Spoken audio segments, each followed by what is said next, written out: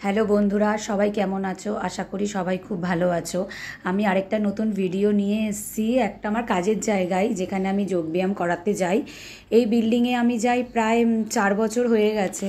ম্যামটা একটু এজেড, মানে 71 কি 72 হবে এরকম সামথিং।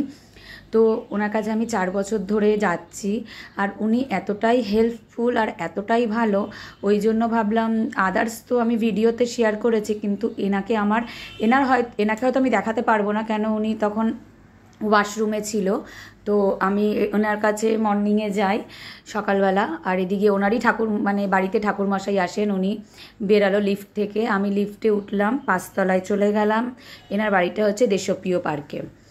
তো এনার ভিডিওটা এই কারণেই শেয়ার করা যে ইনি ভীষণ সাপোর্টিভ, মানে মেন্টালি, মানে এতটাই ভালো যে বলবার মতো না। এই হলো ওনার বাড়ি, মানে ফ্ল্যাট। চারিদিকটা এত সুন্দর ডেকোরেশন। আমি এখানে বেল টিপে দিয়েছি, তারপরে দরজা খুলবে, ওনাকেও দরজা খোলে।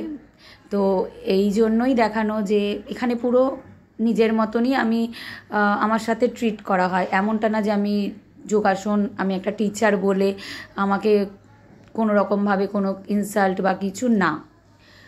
আমাকে মানে পুরো বাড়িতে যেরকম আদার্স ফ্যামিলিরা থাকে সেরকমভাবেই আমার সাথে ট্রিট করা হয়। এই হলো নমিতা দি, বাড়ির মেড, যে উনি ঘরের আরেকটা দিদিও আছে, মৌসুমি দি। এটা হলো ওনাদের মানে ডাইনিং রুম, ড্রয়িং রুম। আর আমি দেন ব্যাগ রাখি, ব্যাগ রেখে আমিও ওয়াশরুমে যাই, হ্যান্ড ওয়াশ করি, তারপরে আমি নিজেই কিচেনে যাই। নমিতাদি আমার জন্য, মানে নমিতাদি অনেক মানে আর্লি মর্নিং আসে, আমার জন্য চা রেডি করে রেখে দেয়। সেই চা নিয়ে আমি চলে যাই। এই যে সেই রইল আমার চা, নমিতাদি বলছে না ঠান্ডা হয়ে গেছে, তো আমি নিজেই গরম করে নিই চা। নিজে চা গরম করে বিস্কিট নিয়ে দেন আমি ম্যামের ঘরেতে যাই। আর ম্যাম যে ঘরটাতে থাকে সেই ঘরটার এত সুন্দর ভিউ, মানে যেখানটায় আমি বসি আমার ভীষণ ভালো লাগে। আমি ওখানে বসে আমি চা খেয়ে তারপরে ম্যামকে এক্সারসাইজ করানো শুরু করি। ম্যাম নিজেই বলে আগে চা খেয়ে নাও, রিল্যাক্স হয়ে নাও।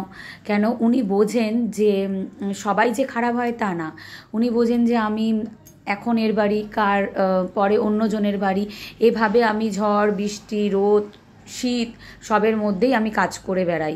এদিকে ট্রেনে উঠছি, ট্রামে উঠছি, বাসে উঠছি, অটোতে উঠছি, মানে বাস থেকে নেমেই যে কারোর বাড়ি তা নয়, অনেকটা ওয়াকিং ডিস্টেন্সও থাকে। আমাদের এভাবেই কাজগুলো দেওয়া হয়। তারপরে আমি বিস্কুট নিয়েছিলাম। তো ওই ম্যামটা এতটাই বোঝে যে না, আগে কোথায় কি আমি এক একজনের বাড়িতে তো মানে জল খাওয়ার জন্য কেউ অফার করে না, তো বলে যে তুমি আগে খেয়ে নাও, রিল্যাক্স করে নাও। আমি জানি আমার হয়তো এখানে 5-10 মিনিট লস হয়। কেন আমি যদি কারো বাড়িতে ঢুকি সেইখানে আমি টাইম মতোই ঢুকি, টাইমের আমার এধার ওধার হয় না, হয়তো 5-10 মিনিট হতে পারে।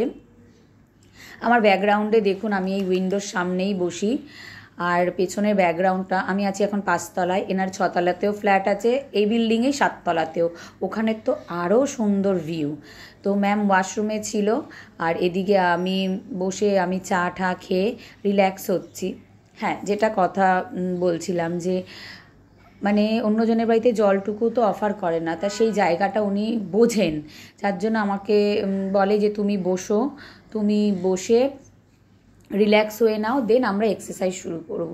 উনি আমার সময় নষ্ট করে না, আর কোনো সমস্যায় যদি আমি পড়ি তো উনি আমাকে ভীষণভাবে মেন্টালি সাপোর্ট দেয়। কেন এখন তো আমার লাইফে আমার মা তো নেই, আর মা থাকাকালীনই